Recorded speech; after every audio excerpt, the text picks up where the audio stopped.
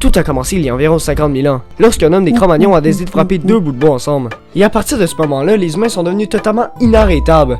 C'est pourquoi en 1534, lorsque Cartier va débarquer en Amérique, il va amener avec lui des instruments puis de l'alcool. Et c'est autour d'un feu de camp que la musique québécoise a pris feu. Et c'est assez fou de se dire que rendu en 2025, la plupart des jeunes s'en calissent de notre culture musicale. Genre je pense qu'on réalise pas à quel point on a un filon à exploiter. On est quand même le seul peuple au monde que nos musiques, ils ont des fautes d'orthographe dedans. Pis c'est pas genre comme aux États-Unis que eux ils utilisent des slangs pour que ça rime. Non, nous c'est juste pour que ça sonne familier. Mais je trouve que c'est ça qui fait la magie, l'originalité. Genre c'est comme un peu le country dans le sud des États-Unis. C'est un style de musique qui te rend vraiment dans le vibe pur nationaliste qui aime la base. Tu sais ça te met vraiment dans l'aspect il en faut peu pour une petite bière, un bon feu, puis on est prêt pour jaser toute la nuit autour d'un pneu. Bon, je sais pas pourquoi j'ai dit pneu, esti, mais il faut que ça rime. Puis que ça soit en gros ou en petit groupe, quand tout le monde chante du Cowboy Fringant, du Québec Redneck ou du fucking Caillouche, le moment est juste incroyable, puis je vous souhaite tout un jour de vivre un instant comme celui-ci.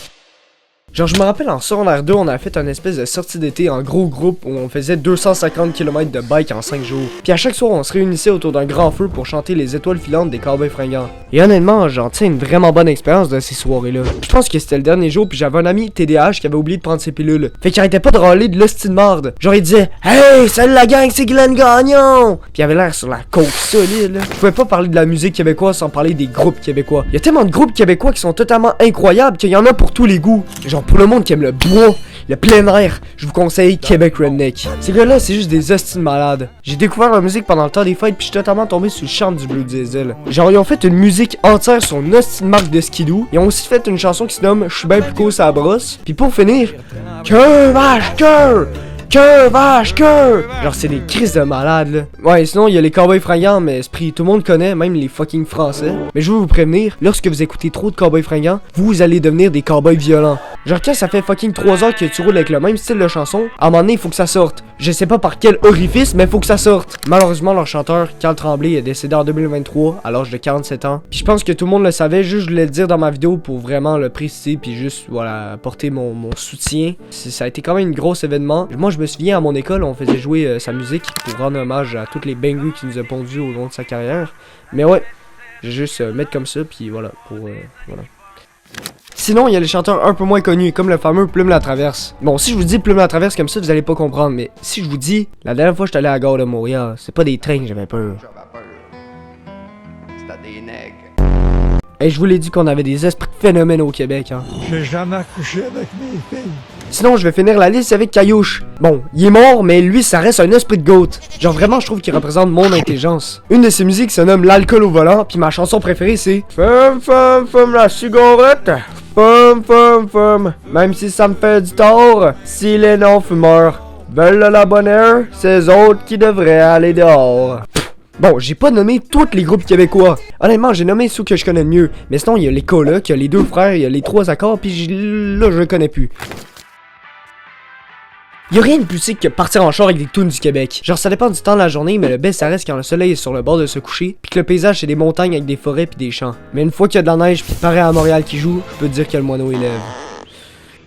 Ok, il fallait que j'en parle de la différence entre la France, les États-Unis pis le Québec. Genre c'est littéralement nos compétitionneurs. Pis tu sais quand on parle de chansons nationalistes qui représentent notre pays, nous autres au Québec on passe d'abord aux Cowboys Fringants. Au sud des States, ils vont parler de country. Mais en France, ils vont parler de fucking gazo, esti. Genre si un Français qui me regarde, explique-moi pitié. Dans une soirée avec un feu de camp et des amis, vous faites quoi? Parce qu'étant donné que vous avez pas de forêt, est-ce que vous foutez un d'appartement en feu en écoutant du rap français, calique? Genre est-ce que vous avez des bonnes tunes nationalistes?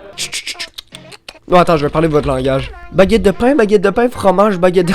Et quand je pense à ça, c'est fucking raciste, qu'est-ce que je fais, là? Ah, en vrai, m'en calisse.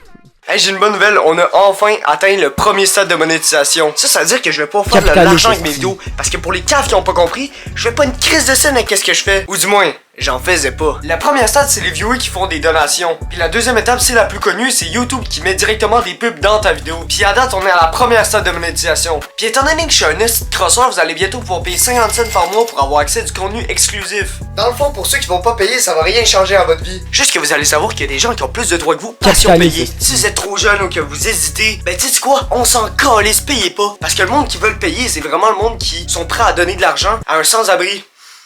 Littéralement parce qu'ils savent pas qu'est-ce que je veux faire avec l'argent. Ça se trouve, m'aller me payer de l'alcool, colique. Hey, j'ai même pas dit ça. Si vous payez, ok, vous allez avoir accès à des bloopers. On va aller acheter des guns au Walmart. Des vidéos à l'avance. Puis à toutes les astuces de fonctionnalités de marde de YouTube que le monde, ils ont racheté ça. Le monde qui a racheté ça, je jure, s'ils habitent dans mon pays, je veux qu'ils décalissent de mon pays, genre. De quoi est-ce des autocollants, genre?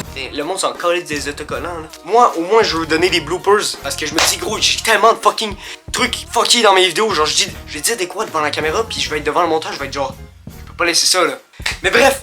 Pour ceux qui se demandaient, si vous payez pas, on s'en tabarnak. Parce que tu sais quoi, dans une semaine, m'aller crosser YouTube à la place. Fait que sur ça, on se redit à la prochaine pour une nouvelle vidéo. Prochaine semaine, prochain truc, quand j'aurai le temps, tabarnak. Check-moi ça, calice, le gros script. C'est tout ce que je devais dire. Finalement, j'ai même pas regardé le script une seule fois. Parce que tout est en impro et c'est...